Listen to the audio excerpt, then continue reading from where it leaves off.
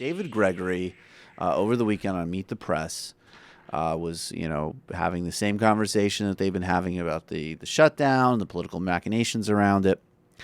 And he stepped into the usual center-right morass that is these boring, stale, stuffy, and I would actually add, really referring back to Daniel Goleman, the fundamental lack of empathy that you see in these programs and these mindsets. So he's doing the whole, first of all, equating the Republican right and the Democratic left, which is ludicrous substantively. It's also ludicrous just in terms of actual power. There's no way, there's no progressive faction that would do this because they're not irresponsible and crazy enough to do it. And there's none that have the power, even if they wanted to shut down the federal government to install single-payer universal health care. It's not happening, okay? It's only Republicans that are crazy enough to actually do it, and it's only Republicans that would try to do it in an attempt to do things that are even more destructive to the country. But anyways, of course, those empirical realities don't impact shows like this that much very often. So David Gregory's off to the races, and he's going to talk about entitlements. Let's play that sound. So my question then gets, so if you get past a crisis point and say, oh, I know, well, let's get into a bigger discussion about the budget. You were on the Simpson-Bowles, that commission. You were on the super committee. Both of those went nowhere. Wasn't so super. Wasn't so super, right. So we still have a problem, which is the Democrats want more revenue. Republicans want to deal with the, the entitlements, which are, really cannibalizing the budget. Where is there a reason to be hopeful that Notice that term. He basically just referred to Social Security and Medicare as cannibalizing the budget. So the programs that we say this endlessly, and this is why it can never be an equidistant discussion. We've had an explosion in income inequality over the past several decades. We talk about this regularly. We've had a full spectrum policy from tax cuts to extreme deregulation to even just the social and psychological shifts that Daniel Goleman was talking about of this mass inequality, this mass social stagnation.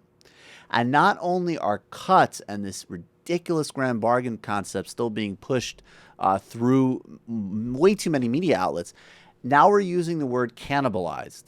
What is cannibalized? My grandmother, she collected tokens and worked at the Long Island Railroad as a single mother in the 60s and in the 70s, okay?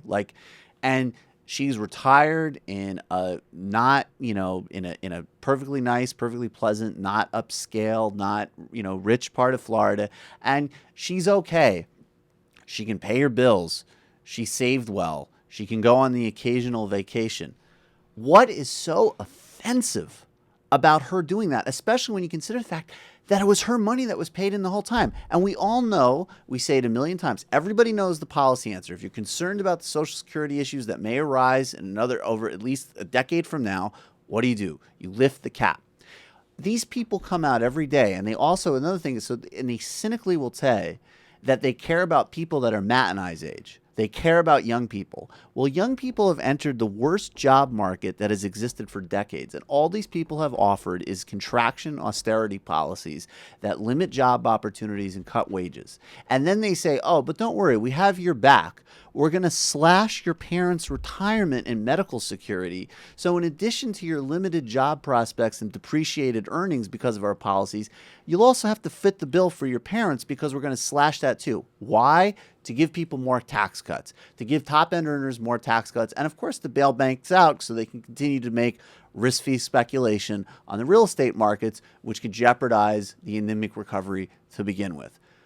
I don't want to pick on David Gregory all the time, but it's like, it just gets ridiculous. When at a certain point, when you're completely empirically wrong, you have no connection to a vast majority of Americans' experience, including upper middle-class Americans, it's enough already. Book somebody else on your frigging show who has some actual life experience. Michael, why's your grandma down there in Florida all zombie-like, being a cannibal and eating the budget? I know, she's just like, Michael, I just brought groceries today. I just sent you $50 for your birthday. I need more. I'm able to buy clothing for the winter, and I can get my modest American car repaired. I just want more and more and more, and you will pay for it.